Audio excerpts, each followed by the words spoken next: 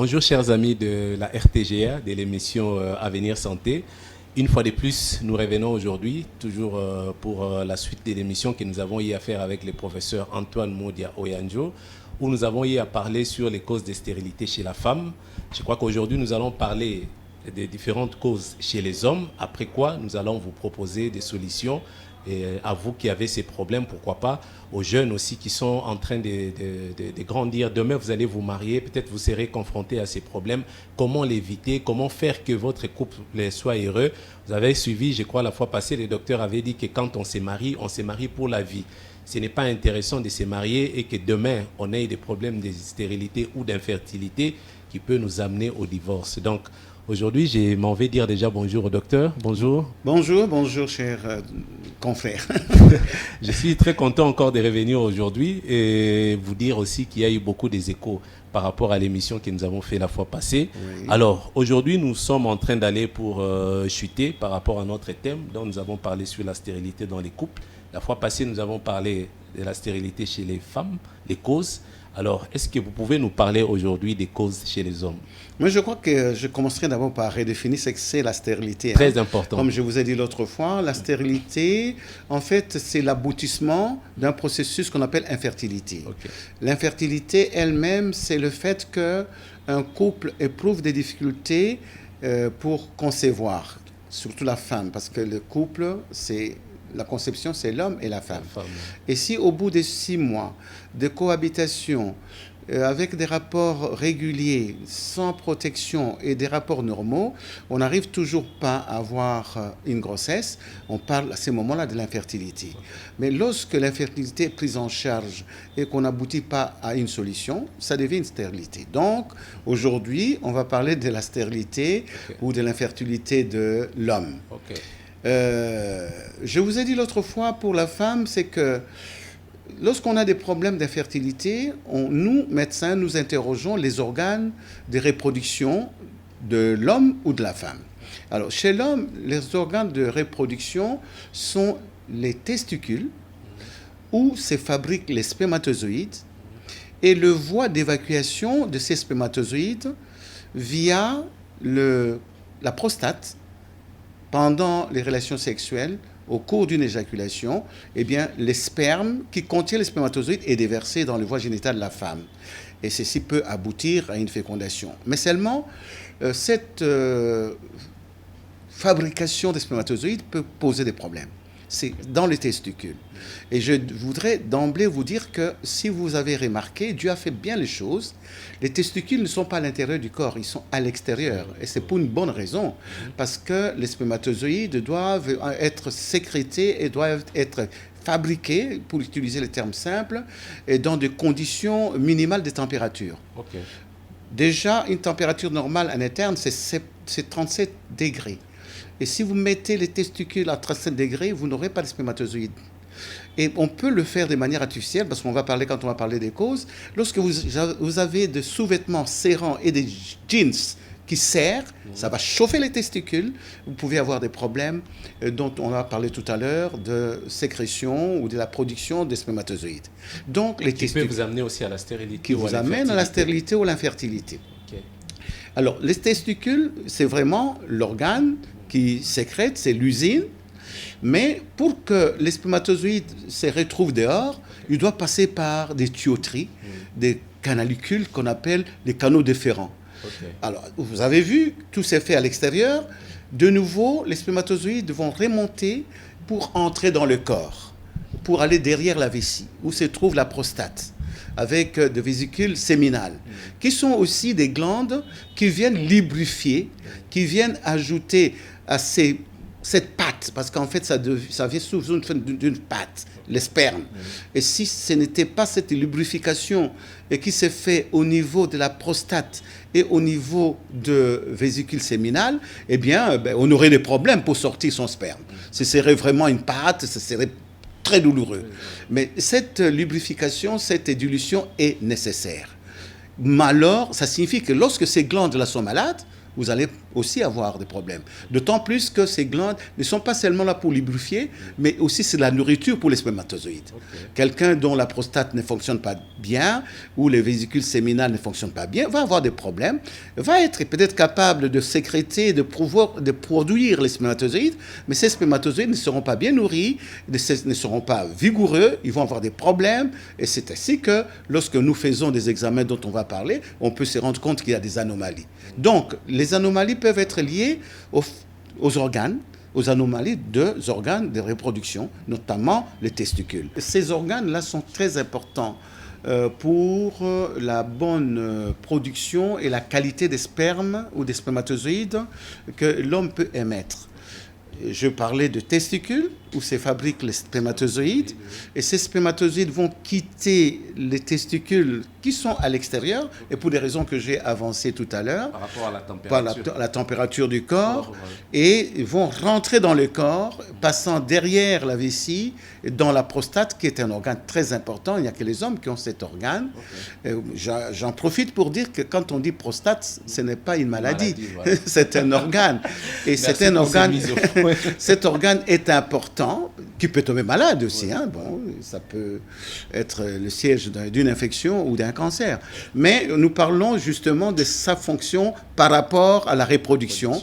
Eh bien, c'est un organe important où se sécrète un liquide qui contient beaucoup de nutriments et qui sert aussi à diluer la pâte qui vient de testicules. Donc, en dehors de cela, il y a des glandes vésicales, des glandes séminales, qu'on appelle des vésicules séminales, et qui sont juste, si vous voulez, à côté de la prostate. C'est-à-dire que c'est un supplément de ces liquides qui doit venir de ces vésicules pour venir lubrifier le spermatozoïde avec le liquide prostatique. Alors maintenant, si vous avez des problèmes au niveau des vésicules, vous avez des problèmes au niveau de la prostate, une infection par exemple, vous allez avoir des répercussions sur la qualité des spermatozoïdes. Alors, il faut aussi dire une chose. L'autre fois, quand on a parlé de la femme, on dit que tous ces organes-là sont commandés par les cerveaux, par une bonne partie des cerveaux, qu'on appelle l'hypothalamus ou l'hypophyse, et qui doivent sécréter les hormones qui viennent justement aider à la fabrication, à la sécrétion des spermatozoïdes. Là, chez l'homme aussi. Chez l'homme. Okay. C'est-à-dire que le même axe qui fonctionne chez la femme fonctionne également chez l'homme. Il peut avoir aussi blocage, comme on a parlé. Il peut avoir aussi blocage, même sur le plan des stress. Donc, il ne faut pas stresser les hommes. Et donc, je crois que par rapport aux femmes, nous, on est plus fragiles, les hommes.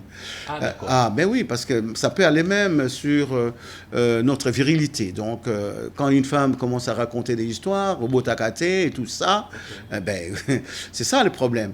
Mais toujours est-il que l'homme a cette responsabilité et peut avoir de problèmes pour pouvoir avoir des enfants, tout simplement parce que la fabrication ne se fait pas très bien, ou la qualité de spermatozoïdes fabriqués n'est pas bonne, leur mobilité, leur virilité, je vais dire leur fécondance n'est pas bonne à cause de tout ce qu'on a dit tout à l'heure. Mais lorsqu'un couple comme ça vient, quand on a examiné, on a fait les bilans chez la femme, on fait chez l'homme. Et l'examen le plus facile à faire, c'est de faire un examen clinique. Okay. Oui, nous examinons les hommes aussi, parce qu'on croit que les gynécos ne s'occupent pas des hommes. Non, c'est un problème de couple. Moi, j'examine les hommes ici. Mais ça, vous arrachez la parole. Vous avez constaté, professeur, avec moi, que la plupart des cas, quand il y a des problèmes de stérilité, c'est plus la femme qu'on va voir. C'est la femme qui est exposée. Et l'homme ne vient pas. Même la société, écoutez, s'acharne sur la femme pour dire qu'en fait, le fait qu'on n'a pas d'enfants dans un foyer, dès qu'on habille, soit allé bien. Et là, oui, parfois les hommes se connaissent. Oui. Donc, je ne vais pas mettre son honneur en jeu. Ouais. Donc, et ça, on connaît aussi. Parce qu'habituellement, quand il y a ce genre de problème, il peut aller consulter en cachette. Et il sait exactement... Voilà. Eh bien, tout retombe sur la femme parce que c'est la famille qui s'attaque à la femme, la tante, la mère, le sœur. Et donc, comme je vous ai dit l'autre fois, la femme peut avoir des problèmes de stress et puis perturber son ovulation. Chez l'homme, c'est la même chose. Donc, un homme qui se mari, au bout d'un an, 2 ans, ben, la femme part parce que la famille s'est dit, mais tiens, c'est peut-être l'homme. Et quand la femme part, la femme a des enfants ailleurs. On prend une deuxième femme, la même chose, on n'a pas d'enfants, mais quand la femme quitte la maison, eh bien, quitte le foyer, et à l'extérieur, la femme a des enfants avec quelqu'un d'autre. Là, l'homme lui-même peut commencer à se suspecter. Et c'est là que ça pose des problèmes et que l'homme peut finalement décider de venir. Ils viennent difficilement nous voir. Et quand l'homme arrive, comme je vous ai dit, c'est une question... C'est quoi, l'orgueil masculin? Oui, quand même. Vous savez, chef, oui, le chef, c'est celui, les responsables, c'est lui qui donne les enfants. On ne peut pas le mettre en doute ou en cause. Hein.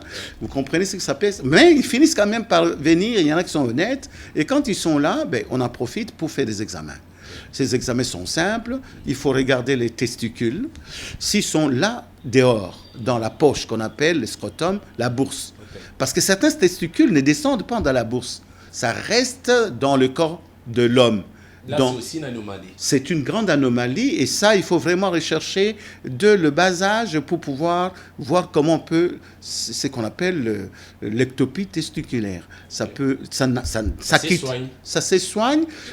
Si ce n'est pas trop tard, on fait descendre les testicules dans. À ce moment-là, quand on arrive à ce genre d'anomalie, eh bien, le gynécologue n'est plus seul.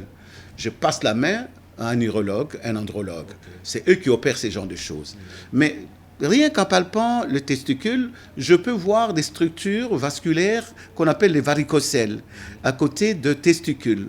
Ça, c'est quelque chose qui peut me faire penser à ce type d'anomalie de chauffage dont je vous ai parlé.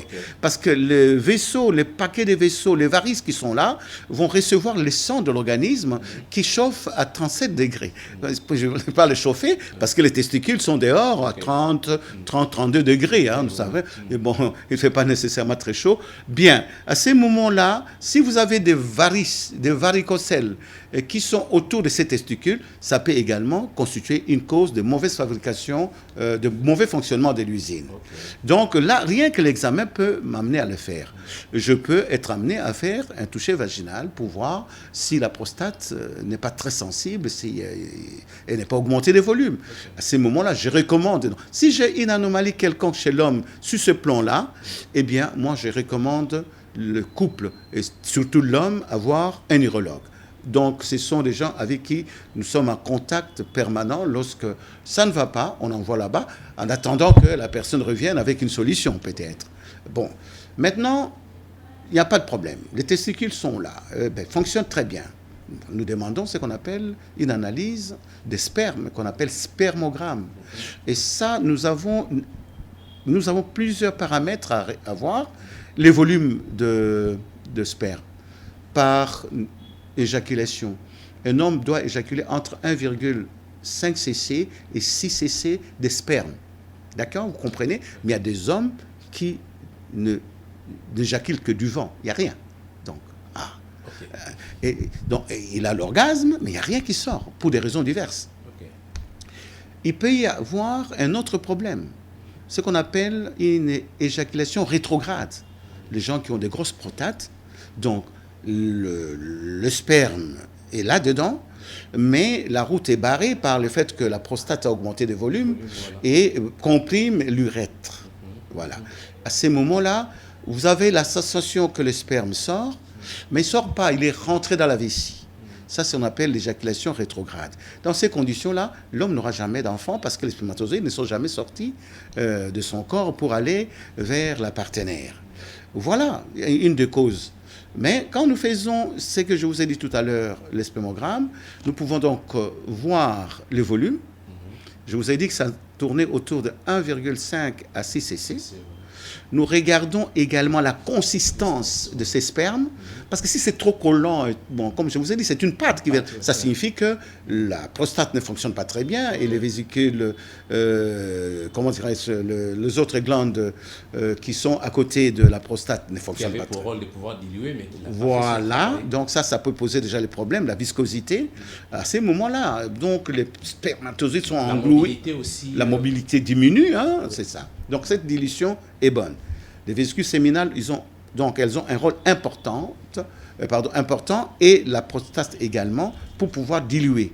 Alors, lorsque nous avons ça, nous avons donc la viscosité, on doit décrire, est-ce que c'est trop visqueux, on l'a dit, et puis on regarde maintenant la mobilité. Est-ce que les spermatozoïdes qui sont là, ils sont très mobiles?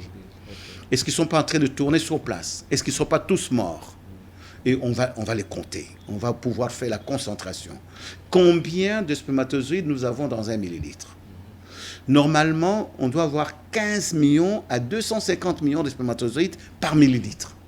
C'est vous dire qu'il n'y a pas de parité dans ces domaines. Pour qu'il y ait fécondation, la femme n'a besoin que d'un seul ovule, d'un seul ovocyte. Et l'homme, pour que l'homme arrive à féconder cet ovocyte-là, il faut des millions de spermatozoïdes, pourquoi pas des milliards? Parce que si j'ai, voilà, je prends un exemple, si j'ai 250 millions de spermatozoïdes par millilitre, si j'ai 6 millilitres multipliés, vous allez voir que c'est des milliards. Et de ces milliards, il n'y a qu'un seul spermatozoïde qui va arriver à pouvoir féconder. Donc, c'est le champion du monde qui va le faire. Et à ce moment, la porte est fermée pour les autres. C'est vraiment, la nature est bonne. Sinon, vous avez des monstres. Donc, on va compter le nombre de spermatozoïdes. Et comme je vous ai dit, la concentration entre 15 millions à 250 millions. Maintenant, on regarde la mobilité. Est-ce que tous les 250 millions, s'il y en avait, est-ce qu'ils sont tous mobiles? Et quelle mobilité? C'est une mobilité à déplacement trajectoire, avec un trajectoire rectiligne. Parce qu'ils doivent se battre pour aller, parce que c'est le premier qui va arriver et qui sera peut-être capable de pouvoir féconder. Et donc, la mobilité. Ça se passe dans les labos? Ça se passe au niveau de laboratoire. On ne peut pas faire de la gynéco, de l'infertilité sans laboratoire. Donc, voilà. À ces moments-là, on va pouvoir se dire, tiens, il y a un problème lorsque la moitié de ces spermatozoïdes ne sont pas très mobiles, avec une petite mobilité. Donc, on doit aller au-delà des 50% pour dire, voilà, on peut accepter. Mais il y a des spermatozoïdes qui viennent au monde, entre guillemets, mal formés. Donc, toi, la malformation va même dans les cellules germinales. Il y a des spermatozoïdes à double tête, à double queue ou mal formés, mais cela ne peut pas permettre une conception normale. Et ce genre de choses, on doit aussi, par exemple, compter ces spermatozoïdes anormaux.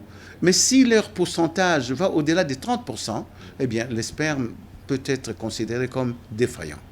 Alors, on regarde également le nombre de morts, je vous ai dit, s'il y en a parfois, il y a des gens qui viennent où on fait le spermogramme, mais on ne voit que de morts. Il n'y a aucun spermatozoïde vivant. Ça s'appelle une nécropsie, c'est ce qu'on appelle, en termes de résultats, donc c'est une nécrosospermie. Okay. Mais il y a des hommes qui viennent au monde sans testicules. Ça devient un problème. C'est une anomalie aussi, né déjà comme ça. Né, on vient comme ça. Et ça, c'est définitif. Et donc, c'est une stérilité primaire de départ. Les autres causes, ce sont des causes secondaires. C'est une stérilité donc secondaire. Et à ces moments-là, nous pouvons nous dire, nous n'avons pas beaucoup de spermatozoïdes. Le peu qu'il y a ne sont pas très mobiles. Et parmi eux, il y a beaucoup qui sont morts, ou il y en a beaucoup qui sont mal formés, et nous allons tirer les conséquences de ces analyses et essayer de pouvoir soigner l'homme en conséquence. Mais lorsqu'on arrive à des stades où la personne n'a aucun spermatozoïde, ça s'appelle azospermie, et bien là, nous passons la main à l'urologue. C'est parce qu'il peut s'agir simplement d'un problème d'obstacle. Comprenez ce que je veux dire? Donc, je vous ai dit que les spermatozoïdes se fabriquent dans les testicules. Ils doivent quitter les testicules, entrer dans le corps, monter pour sortir, finalement. C'est vraiment une grande course, un grand trajet que ça se fait. Donc, il peut y avoir blocage à ces niveaux-là. Il peut y avoir blocage parce que l'homme a fait des infections sexuellement transmises, une gonococcie, qui peut aller bloquer les petits canaux dont je vous ai parlé, les canaux différents. Il y a des gens qui font des infections et qui ont la manie de prendre des antibiotiques d'eux-mêmes. Oui, ça, ce n'est pas bon. Non, ça, ce n'est pas bon. Non, je crois que... Comme il y a toujours des amis qui sont là pour dire... voilà, non, moi j'ai pris ceci, voilà, bon, les herboristes ne sont pas très loin. Donc ça, on sera un mauvais service. Je crois que on constate une anomalie. Dans les cas de gonococcie dont on appelle la chaude pisse, lorsque vous êtes infectée aujourd'hui, demain matin, quand vous faites pipi, vous avez mal. Il ne faut pas rester, il faut aller voir son médecin. Parce que sinon, ça va abîmer ces petites tuyauteries. Ça peut même infecter le testicule. À ce moment-là, ça pose des problèmes. Donc, les infections c'est l'ennemi d'une fertilité. Parce que les séquelles... C'est une grande porte d'entrée pour C'est une grande porte d'entrée pour la stérilité. Donc, c'est là-bas. C'est là-bas que ça commence. Mais il y a même aussi pour les femmes. Même, parce qu'on a parlé des trompes bouchées à cause des infections. Et c'est la même chose. En fait, parce que surtout chez les femmes, il y a beaucoup de formes d'infections. Voilà, beaucoup. Et puis, comme je vous ai dit l'autre fois, 80% des causes de stérilité ou d'infertilité en Afrique chez la femme, c'est des causes organiques. C'est les trompes qui sont bouchées. C'est la matrice qui est abîmée. Donc, chez l'homme, on peut également avoir ce genre de problèmes avec les infections au niveau du testicule, au niveau de ces canaux déférents, avec, comme ce sont des petites théories qui peuvent se boucher, parce qu'il y a des cicatrices à l'intérieur de ces tuyaux, donc ça pose des problèmes. À ces moments-là, ce n'est pas un problème de manque de fabrication des spermatozoïdes, c'est un blocage, donc quelque part, c'est bouché. Mais cet accident peut arriver aussi du fait que l'homme a été opéré. Quand on fait des cures d'hernie inguinale, comme les tuyauteries dont je vous ai parlé remontent là-dedans et passent par ces canaux et par le cordon qu'on appelle le cordon inguinal, où se trouve le cordon spermatique, où se trouve et les vaisseaux et donc la tuyauterie dont je vous ai parlé, qui doit amener les spermatozoïdes vers l'extérieur. Mais lorsqu'on vous opère d'une hernie inguinale et qu'on ne fait pas attention, on peut sectionner les déférents et sans qu'on se rende compte. Professeur, je crois qu'on a reçu beaucoup d'expérience. Donc, vous nous avez parlé par rapport aux causes chez les hommes. Est-ce que vous pouvez proposer maintenant une solution pour les couples? Les traitements. Voilà. Pour les couples, lorsque un couple vient nous voir pour des problèmes d'infertilité, la première chose à faire, c'est d'écouter le couple. Vous posez des questions élémentaires. Combien de fois avez-vous des rapports par semaine? Et quel type de rapports vous avez? Parce que je vous ai dit, ce sont des rapports réguliers, normaux. Si vous avez des fellations à longueur de journée, vous avez des sodomies, on corrige. Il ne faut pas s'attendre à avoir des enfants. Voilà. On pose simplement les questions. Et combien de fois vous avez des rapports par mois? À quelle période vous avez les rapports? Quel est le métier de votre mari? Si c'est quelqu'un qui fait la sécurité toute la nuit dehors, si c'est un aviateur, si c'est un marin, il est tout le temps parti. Parce que je voudrais vous dire une chose. Donc, le fait de venir au monde, le fait que nous soyons là, c'est un pire hasard. Parce que l'ovulation s'est faite une seule fois pendant la journée ou pendant la nuit, et l'ovule ou l'ovocyte n'est fécondable que pendant 6 à 12 heures. Autrement dit, si elle a ovulé le matin et que vous venez faire les rapports à minuit, vous avez trop peu de chances de pouvoir la féconder. Vous comprenez? Alors, mais si vous êtes tout le temps parti, sauf si vous avez la chance d'avoir des rapports avec votre partenaire 2 jours, 1 jour avant, 2 jours avant, 3 jours avant, les spermatozoïdes étant très résistants et restent fécondants pendant 72 heures. Autrement dit, si vous avez eu des rapports hier et que la femme a une ovulation aujourd'hui, elle peut bien concevoir. Alors il ne faut pas commencer à se dire non, on a respecté les dates et tout ça. Donc vous voyez que ça peut arriver. C'est votre grossesse, il ne faut pas aller chercher ailleurs. Donc ça c'est important. Nous donnons des conseils simplement. Donc voilà votre période de fécondité, respectez cela et nous avons des résultats. Mais nous allons trop loin, nous poussons les analyses, nous faisons les spermogrammes, nous nous rendons compte que l'homme n'a pas de spermatozoïdes, nous lui disons, nous à notre niveau on s'arrête parce que sur le plan médical on ne peut plus rien faire, mais heureusement que depuis un certain temps, il y a ce qu'on appelle les techniques d'assistance médicale à la procréation. Donc, même aux hommes qui n'ont pas de spermatozoïdes visibles à l'extérieur, mais si nous nous mettons là-dessus, on peut pouvoir aller chercher les spermatozoïdes à l'intérieur des testicules, en faisant des ponctions testiculaires. Même s'il y a un seul spermatozoïde, on doit les sortir. Donc, c'est la technique la plus récente maintenant, et qui résout le maximum des problèmes. un spermatozoïde est alors Ici, injecté. Des anges, vous les faites aussi, Nous déjà? sommes en train de faire des inséminations artificielles par conjoint, par donneur, et on est en train de construire un centre de fécondation in vitro d'assistance médicale à la procréation. Bientôt, donc d'ici, oui. Mais maintenant, nous faisons des inséminations, c'est aussi une technique d'assistance médicale à la procréation. Bon, pour aller très vite, je vous dis, toutes ces techniques font que le couple puisse avoir des enfants sans rapport, sans contact sexuel. C'est ça le résumé de technique d'assistance médicale à la procréation. Donc, on peut, dans le cas de cet homme qui n'a pas de spermatozoïde, on peut aller en chercher un et l'injecter directement dans l'ovocyte. Alors, de manière globale, qu'est-ce que c'est une fécondation in vitro? La fécondation in vitro, c'est le fait qu'il n'y a pas possibilité entre le spermatozoïde et l'ovocyte de se rencontrer, tout simplement parce que les trompes de la femme sont bouchées. Comme l'ovocyte vient de l'ovaire, et que les spermatozoïdes viennent de la matrice, de l'utérus, il n'y a jamais de rencontre parce que la trompe est bouchée. Qu'est-ce qu'on demande à la femme? Eh bien, on lui demande de prendre des médicaments ou des injections qui vont faire en sorte que cette femme puisse avoir plusieurs ovocytes à la fois. Naturellement, une femme ne peut ovuler que d'un ovule, d'un seul côté, par mois. C'est rare quand on en a deux. Là, à ce moment, on a des faux jumeaux. Mais quand nous sommes devant ces faits, parce que nous voulons donner le maximum de chance au couple, on donne des médicaments au couple. On a commencé par la femme, et qui doit pouvoir faire en sorte qu'à un moment donné, et puis on suit tout ça en échographie, on va se rendre compte qu'il y a plusieurs follicules qui se préparent. Et nous déclenchons l'ovulation. Avant même que l'ovulation ne se passe, on endort la femme, on va par la voie basse avec une sonde pour aller récolter les ovocytes. Et nous, on les sort dehors et on le met dans une éprouvette. Et on va pouvoir demander à l'homme également de venir à ces moments-là au laboratoire. On va faire les prélèvements, on va préparer les spermes pour retirer les meilleurs d'entre eux et on les met en contact avec les ovocytes dans une éprouvette. C'est pour ça qu'on parlait à l'époque de bébés éprouvettes. Bon, au bout de développer. C'est ça. Alors, il faut dire que dans cette matière-là, les gynécologues n'est pas seul, ils travaillent avec les biologistes. Et ils vont regarder à combien de temps, 48 heures plus tard, ils vont observer s'il y a eu fécondation. Donc, les spermatozoïdes et l'ovocyte ont fusionné. Si on en a mis plusieurs, on va avoir 10 embryons, on va avoir 15 embryons si on veut.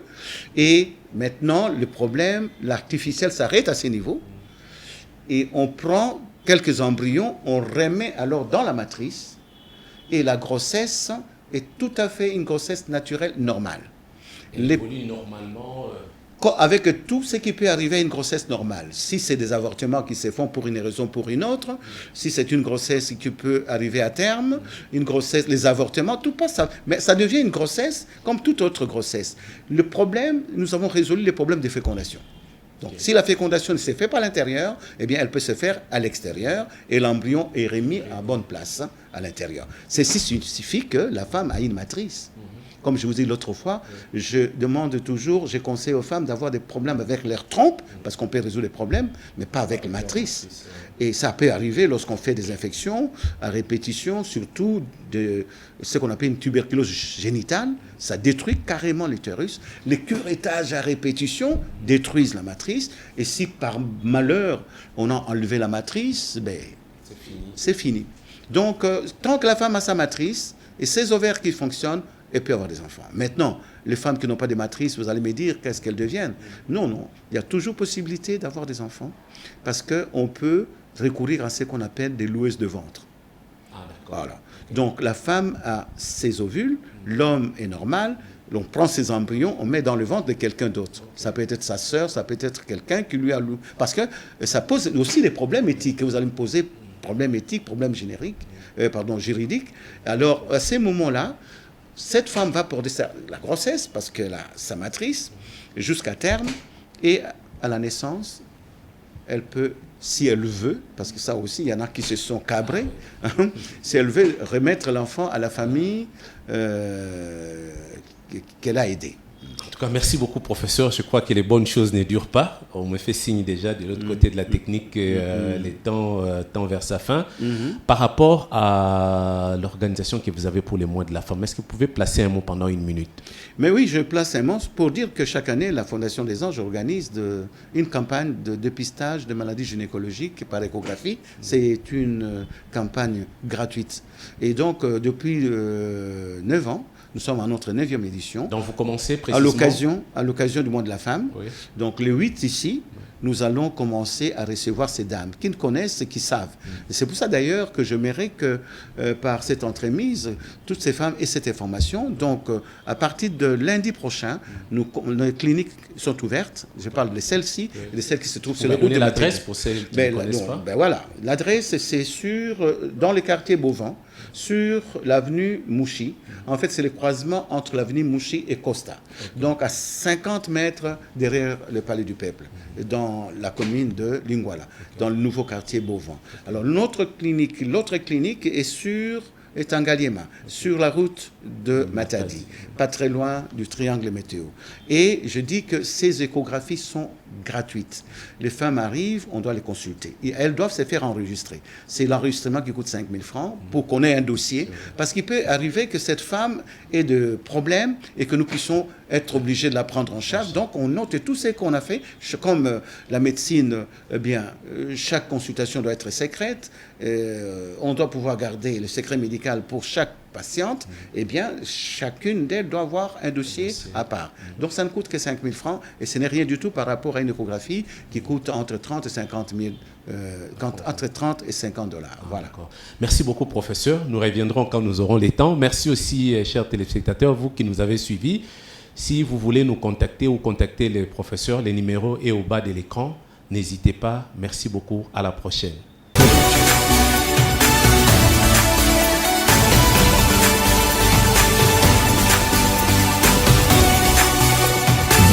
Production.